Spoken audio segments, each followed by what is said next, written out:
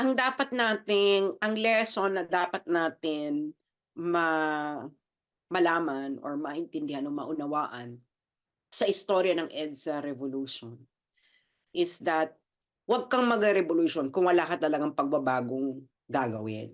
Dahil ang nangyari lang nun ay nagpalit lang naman ng gobyerno, pero imbis na mapabuti napasama pa, hindi ba? So, ako lumaki kasi ako nung panahon ni Cory 'no, na talagang ang hirap-hirap ng buhay, ang brownout, Diyos mio, 9 hours, at least 9 hours per day, walang tubig, can you imagine nakatira kami nun malapit sa Malacanang wala kaming tubig. So, dahil nga ang hina-hina ng tubig.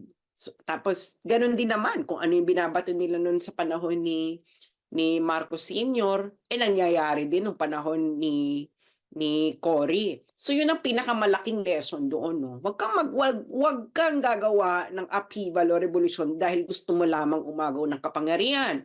Dapat magrerebolusyong ka dahil gusto mong baguhin ang society. And it must be a full change and transformation and not simply a change of people who will steal and abuse power